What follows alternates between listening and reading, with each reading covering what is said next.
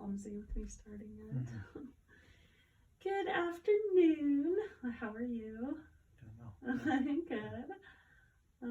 So I'm Lulu Westers, and I'm here to interview you about ayahuasca for solo journeys. And the intention of your interview is to kind of give other people an idea that go through solo journeys, what it's like to start the process.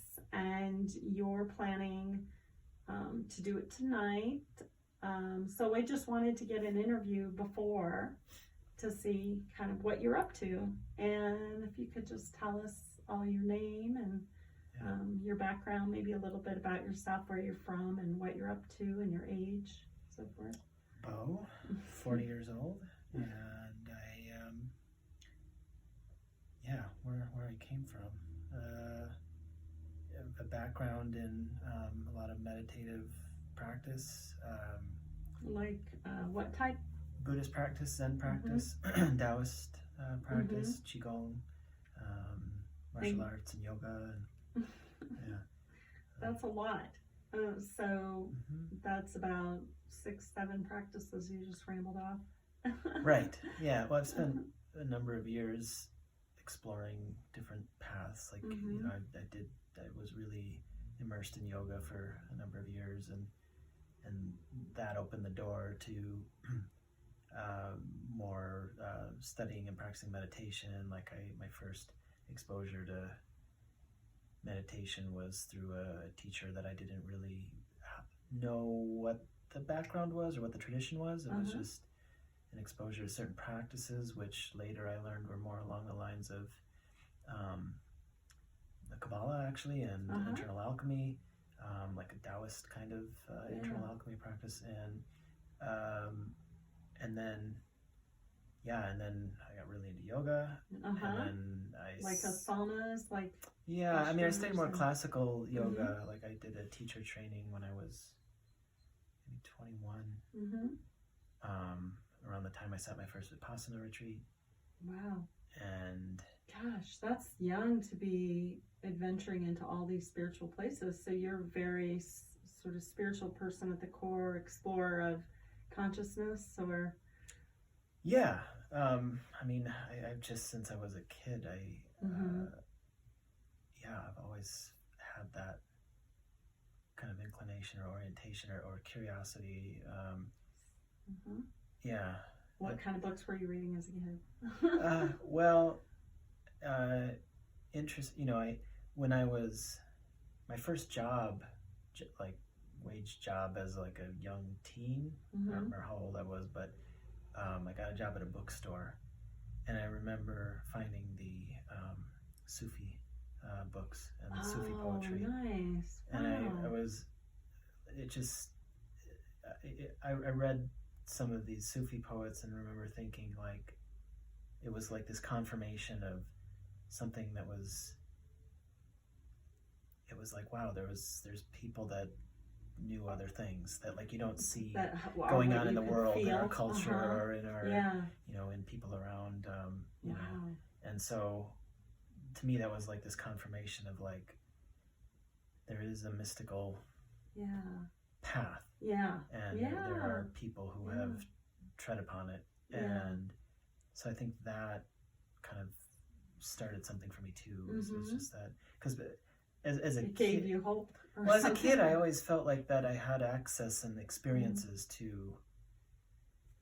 I were different. Yeah, I had experiences of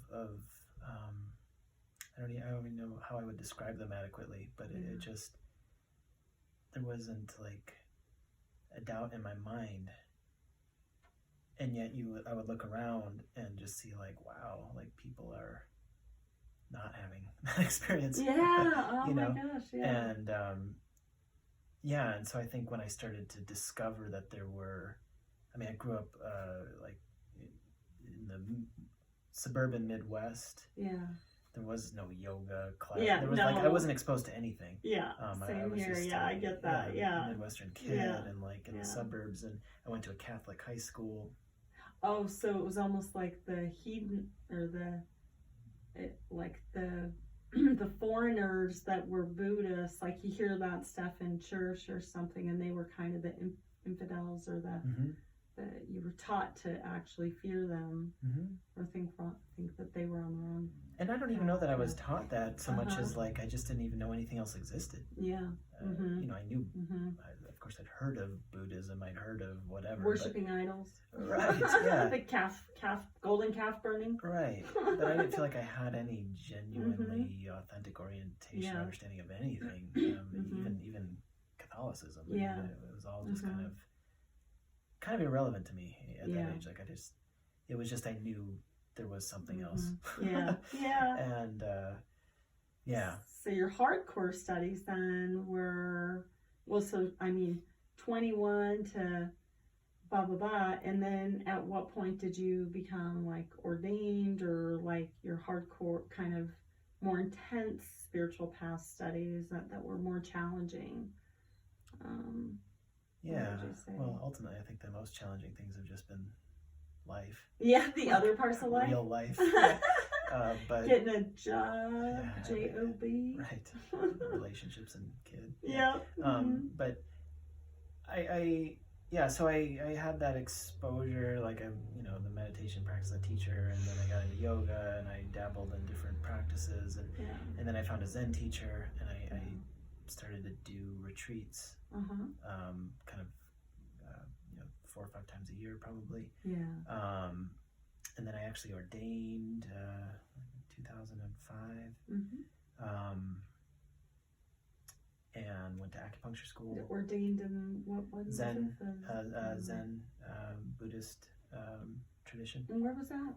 Olympia, Washington. Okay, wow. Yeah. So intense study there, like. Yeah, I did. Yes, I mean, periods, anyways. Yeah. I wasn't like. What was the hardest part about it?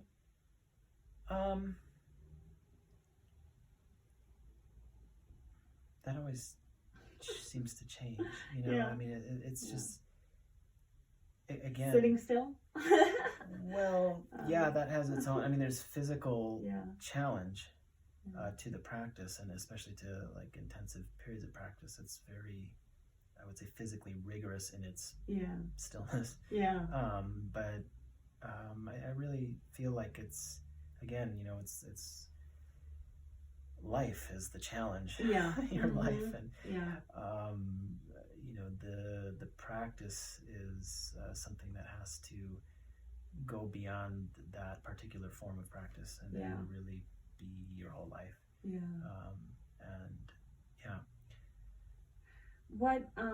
What brings you into this experience to try ayahuasca today?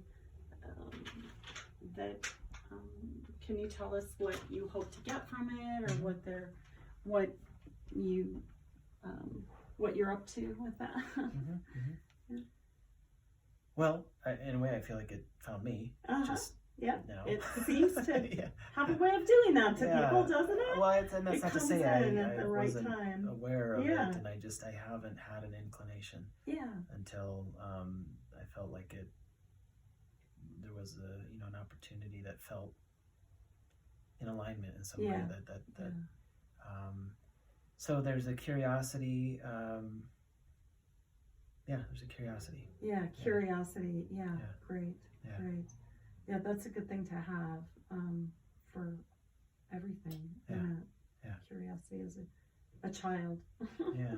It's a childlike curiosity that makes the world kind of go round. The good parts of the world go round. Right. I think. Any apprehensions to doing it? Safety concerns or anything?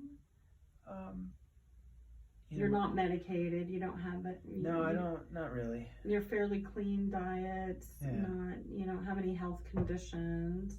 Because you just kind of stumbled upon this a couple days ago, and you're already gonna just jump in and just take it, and you don't need that prep time. And I think that's important for our listener to know. Like, here's somebody who didn't fast first. He's not necessarily taking a whole bunch of rigorous kind of preparations, like no salt, no this, no that, and to see what's going to happen for you, and just letting your listener kind of know those things so that they know that that's possible for them, or what the outcome ends up being. You know, we'll interview you again. Sure.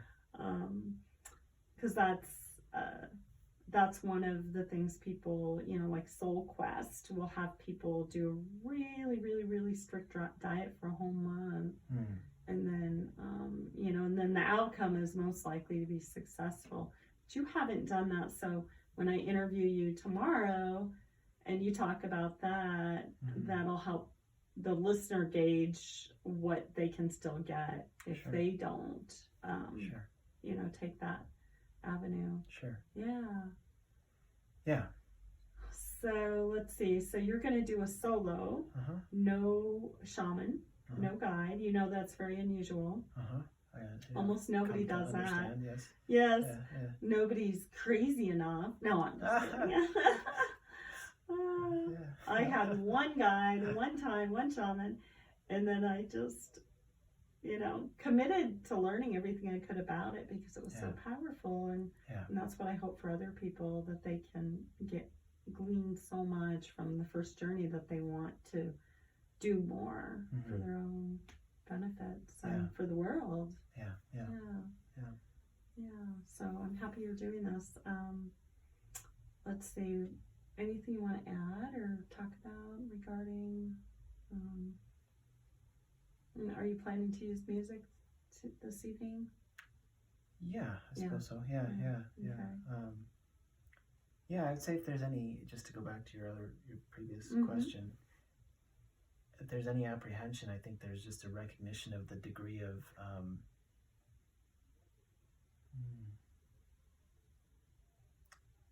the vulnerability and the kinds of reflection that can, you know, or that sense of you know, and just sensing that, you know, is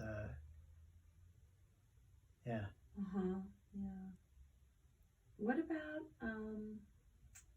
are you, you know, are you a generally sensitive person? Do you feel energy when you walk in a room, or if somebody's angry, do you feel that at you? Like, do you read those kinds of things? You know, and especially after 15 years of doing acupuncture and absolutely, reading people and being in a room with people and interfacing with them in a kind of intimate way.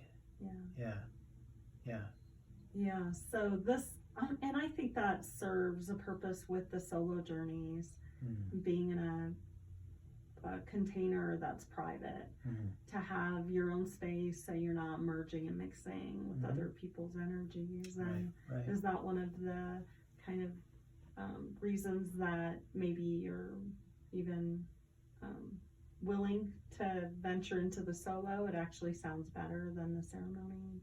I would say it does. And I think, you know, it's hard for me to imagine seeking it out in the kind of way, you know, that would be required to, for example, travel or to, you know, and the group thing, I don't know, I just feel like there's other elements to that I don't necessarily resonate with. And has it come your way before? Has ayahuasca kind of landed in your lap at other times? I lived somewhere where there was a community that had a space that hosted ceremonies, and I was invited to do the ceremony, and it just didn't feel right. It just felt off, and so I just, and that was a long time ago. So it's not something I've ever actively sought. And actually, I would say that that's kind of, in some ways, been how I found any of the things I've found. They found you, right? Well, I'm so glad to have you here, and thank you for sharing with everybody. Is there anything you want to add, or any questions for me? What's coming to mind? I just feel like we'll see. Yeah, I'm excited because I haven't had somebody of your caliber with your meditation strength and, you know, years of practice, and I can feel that with you when I met you. You know, it was kind of like, okay, yeah, this is you know, this is special, and you have something really powerful, and I'm curious to see what will happen in ayahuasca because you have that. And so it'll be interesting to see if, you know, how that plays out for you and what it looks like, and the visuals, emotional, body sensations, all of those things that come through. You know, some people are more exhausted afterwards, a lot of people, but they feel such relief, they feel calmer. And you already seem like such a calm person. And so then it's like, what can you get beyond calm, you know, or what's, you know, like, and I feel at the same time like, you know, all that stuff kind of goes out the window when you're confronted with your own inner world and you know, kind of facing the mirror.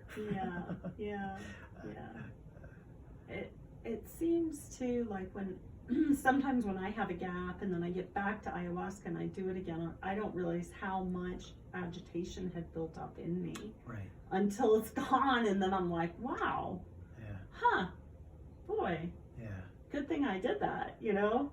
I didn't realize I had all that drumming up in there, all that tension. We get used to our baseline kind of, and it doesn't. And it keeps increasing slowly till we're dead. Or sick or something. So so it'll be fun to see what comes for you. Thanks again, Beau, for being here and allowing the interview, and thank you. I look forward to that tomorrow, to interview, post-interview, see what happens if you're alive. Hopefully the parts of you that want to die will die. Nothing else, you know. Great. Thank you.